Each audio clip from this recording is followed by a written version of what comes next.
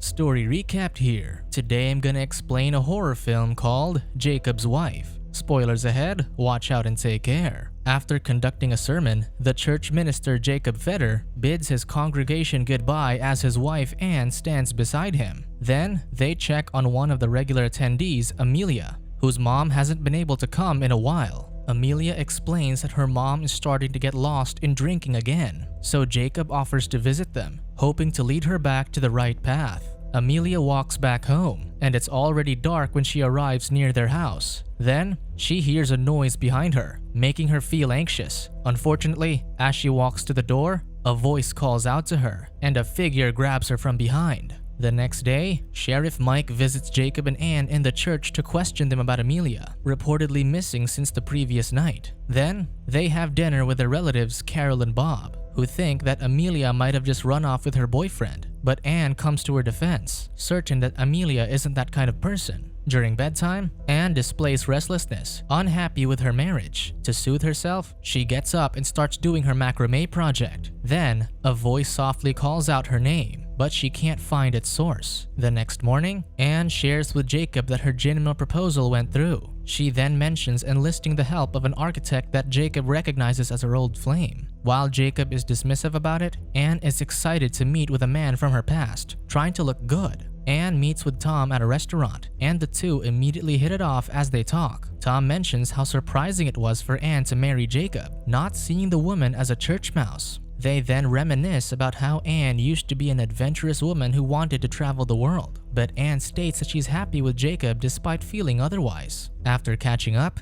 Tom and Anne drive to the mill. As they check out the building, Tom confesses that he accepted the job offer because of Anne and then kisses her. Although she's initially reluctant, Anne eventually gives in and kisses him back. However, a voice calling Anne's name suddenly interrupts the two. They then continue checking out the rest of the building, where they find mysterious crates that weren't there before. After that, they sit down on one of the crates and continue where they left off, but Anne gently pushes Tom away. Although Anne's tempted, she manages to reject Tom and keep Jakob in mind. Then suddenly, something inside the box starts moving, making them jump in surprise. When Tom inspects what's inside and sees one rat, he checks out the other box and is surprised that it's filled to the brim with rats. The rodents jump on him and ruthlessly eat him while Anne watches in horror. And as she turns to escape, the master looms over her. That night, Jakob notices that Anne's acting weird when she gets home, but he lets it go for the time being. She then goes inside the bathroom, crying as she looks at her blood-stained clothes. The following morning, Jakob once again notices that Anne's exhibiting odd behaviors, such as obsessively exercising, not making breakfast, and being dismissive of him. Then, outside the church, Jakob sees two troublemakers, Oscar and Eli, smoking as they sit on top of his car. Jakob asks them nicely to stop what they're doing, but when they rudely refuse, he takes their joint and tells them to go home. Back at home,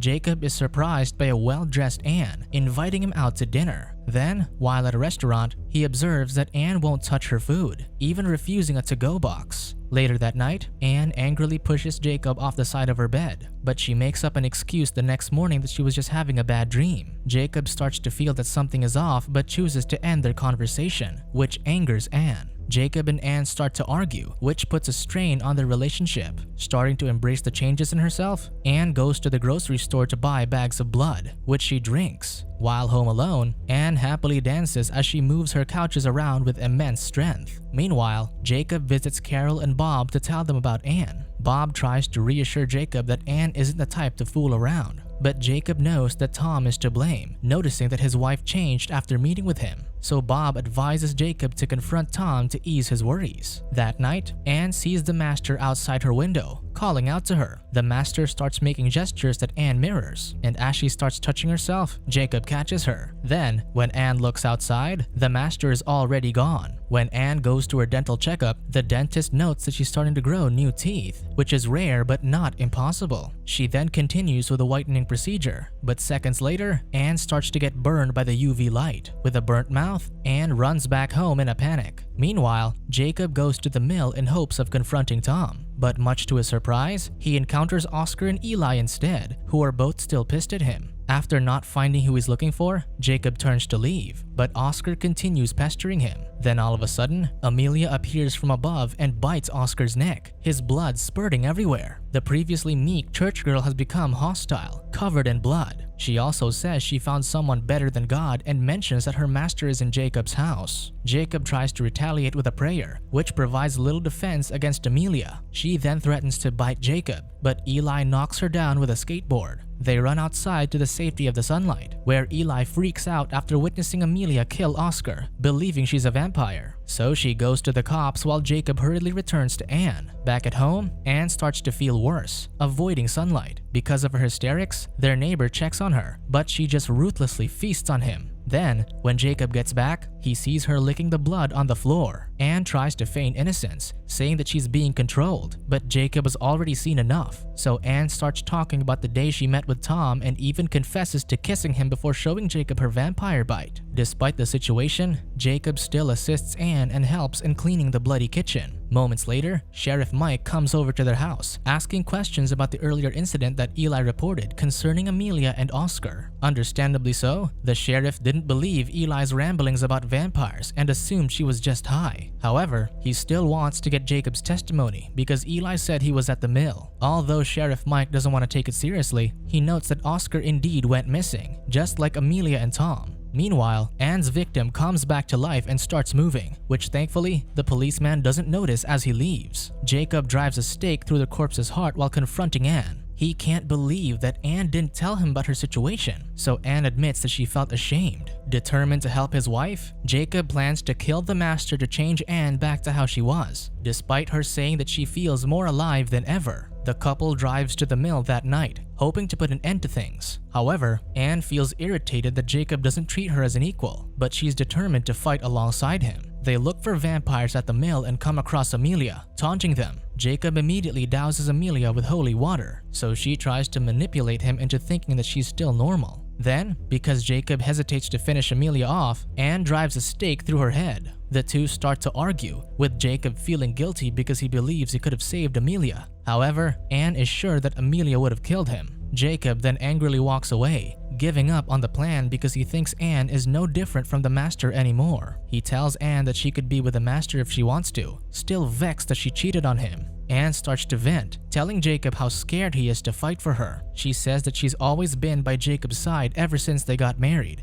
doing everything he wants her to do. Anne also calls Jacob weak and a coward, but Jacob doesn't relent and leaves Anne at the mill. Heartbroken, Anne walks home alone, but a stranger lets her hitch a ride. Back at home, Jacob feels guilty and plans to return to the mill for Anne, but a noise alerts him. So he grabs a knife and cautiously walks around the house as the lights suddenly turn on by themselves. As Jacob starts to lose it, he turns around and sees the master. When Anne gets home, she sees Jacob kneeling in front of the door and pressing the knife to his neck. The master then appears, in control of Jacob, but Anne tries to defy her. The master points out how Anne is much better without Jacob, so she tests her love for him. The vampire manipulates Jacob's hand to cut himself, tempting Anne with the blood. Jacob tries to push Anne away as he comes to his senses, but instead of going for the blood, Anne kisses her husband. The two start to reconcile passionately, aware that Anne's condition will eventually get worse. The next day, the police show up next door, conducting an investigation about the neighbor that Anne killed. Meanwhile, Anne is starting to be uncontrollably thirsty for blood, so while they track down the master, Jacob forms an idea to help his wife: smoking weed. Suddenly, they receive a call from an acquaintance, asking them to check on her mother because she isn't answering her calls. Thinking they might come across the master, Jacob and Anne decide to bring some stakes along. However, all they find is their acquaintance's old mother dead in her bed, with no signs of vampire bites. Although Anne isn't sure what to do, Jacob sees it as a sign that God has given them a gift during their time of need. They take the body as Anne's food source, carrying it to their car. A child then catches them, aware of what they're doing, but they just ignore her. However, when they get home, their neighbor Mariana sees them carrying the body inside their house, so she reports the Fedders to the police. As Anne prepares to retrieve the blood from the body, Jacob goes out to find the master. Unfortunately, when he starts driving back to the mill, the cops pull him over. Sheriff Mike politely asks Jacob to get out of his vehicle, and his partner, Deputy Colton, immediately questions the contents of the minister's suitcase. Jacob then lies that the suitcase contains hospital supplies for a sick patient he needs to visit, but Sheriff Mike doesn't let him go. As Jacob opens the suitcase for them, they see the vampire hunting supplies that he has, and Sheriff Mike immediately pulls out his gun. Back at the house, Anne gets a visit from Carol and Bob for dinner. However, the unknowing couple is surprised when they see a dead body hanging from the ceiling and Anne collecting its blood. The police take Jacob into custody. Driving back to the station, Jacob tries to explain the vampire situation, but they don't believe him, thinking that he's simply just a murderer. Then, as if on cue, they get a report from Bob about Anne, so they drive to the Fedders' home. Carol is freaking out, so Bob tells her to wait outside, which is a mistake because Carol gets taken away by an unseen force.